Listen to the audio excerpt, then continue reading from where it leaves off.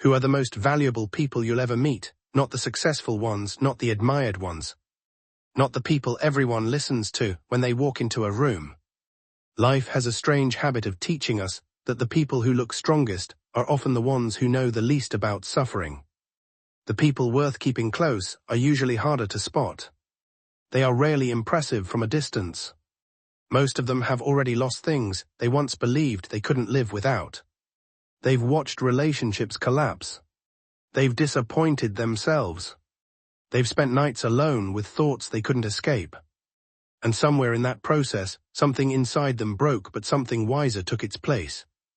These people no longer waste energy pretending. Ask them how they are and they won't hide behind rehearsed answers. They know loneliness, they know shame, they know regret. Not as concepts, but as places they've lived. The reason they are comforting is not because they are happy. In fact, many of them carry more sadness than most people can imagine. What makes them different is that they stopped running from it. They looked directly at the parts of themselves they hated, the envy, the selfishness, the fear, the weakness, the desperate need to be loved. They stopped pretending they were above any of it. And because they faced their own darkness, they stopped being frightened by yours. You can tell them things you've never told anyone, the jealous thought, the humiliating mistake, the secret insecurity, the craving you wish you didn't have.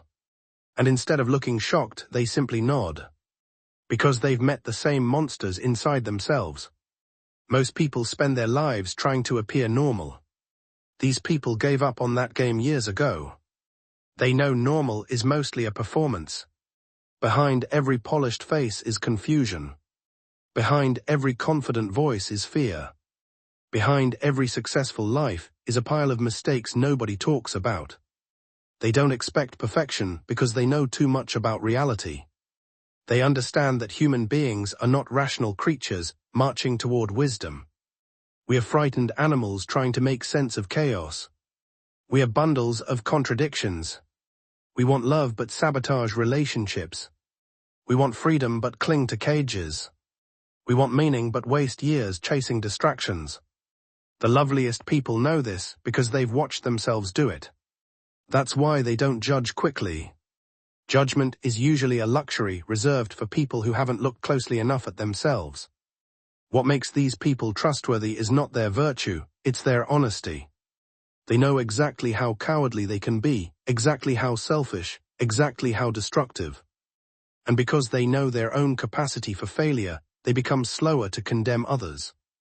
They are difficult to fool because they have already caught themselves lying countless times. They are difficult to manipulate because they've already witnessed the tricks of their own ego. Most people are obsessed with reputation.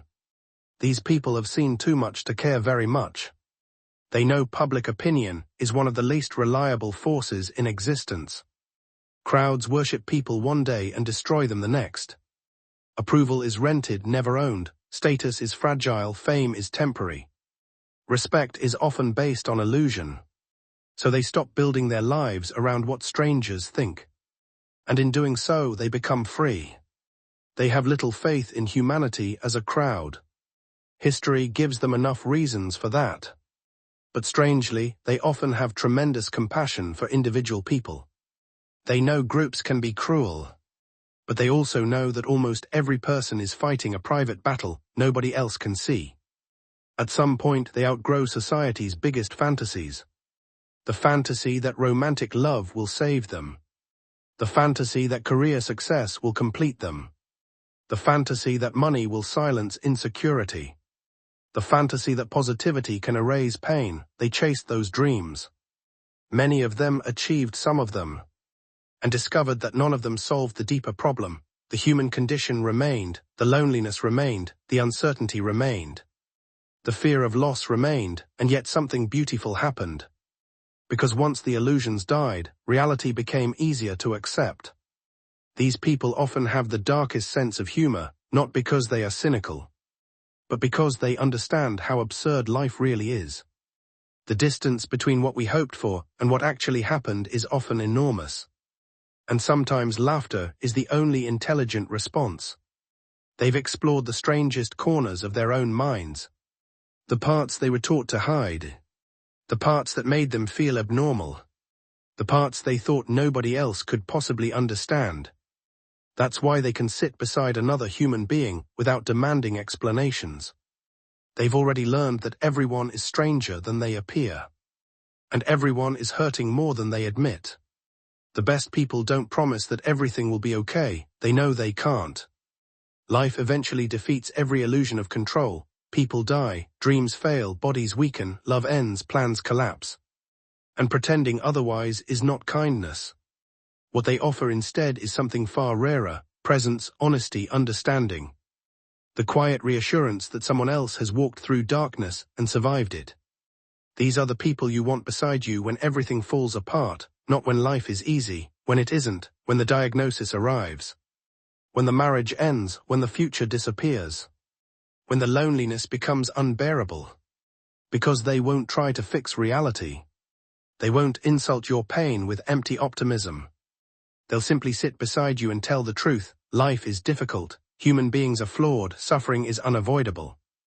And somehow, despite all of that, there are still reasons to laugh, to love, and to continue. Those are the loveliest people in the world. Not because they escaped suffering, but because suffering taught them how to be human.